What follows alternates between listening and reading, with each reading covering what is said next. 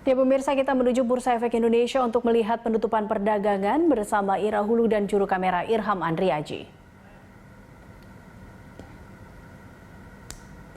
Ira, bagaimana kinerja perdagangan pada penutupan hari ini, Ira?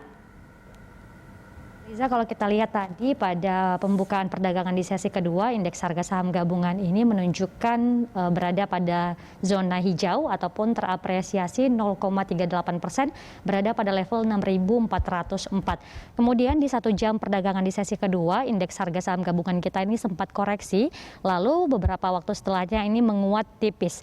Dan memang sejumlah analis dari beberapa sekuritas hari ini memprediksikan bahwa indeks harga saham gabungan ini bisa melanjutkan penguatannya meskipun dalam rentang yang terbatas.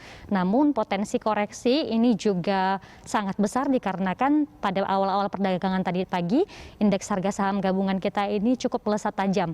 Dan kalau kita saat ini akan melihat jalannya perdagangan, penutupan perdagangan di sesi kedua, kita akan lihat langsung papan Bursa Efek Indonesia. Kita akan lihat bahwa tepat pada pukul 14.59 ini indeks harga saham gabungan ini sudah menunjukkan bahwa masih tetap berada di zona hijau meskipun ini terapresiasi namun cukup tipis 0,14% atau 9,22 basis poin dengan berada pada level 6.392,16. Sementara untuk trading volume sepanjang hari ini sudah ada 29,2 miliar lembar saham yang beredar. Kemudian untuk trading value-nya sudah ada 24,4 triliun rupiah dan untuk trading frekuensinya hari ini sudah ada 1,8 juta kali transaksi perdagangan. Dan untuk hari ini indeks harga saham gabungan bergerak pada rentang 6.353 sampai 6.435. Adapun market cap 5 menit tadi sebelum penutupan ini perdagangan sudah market cap perdagangan kita ini sudah menyentuh angka 7.483,05 triliun rupiah. Kita bisa melihat sudah ada sejumlah saham-saham yang dikategorikan gainers maupun juga yang paling aktif diperdagangkan seperti BRIS, KLBF, ANTM, BBKP, dan juga KAEF.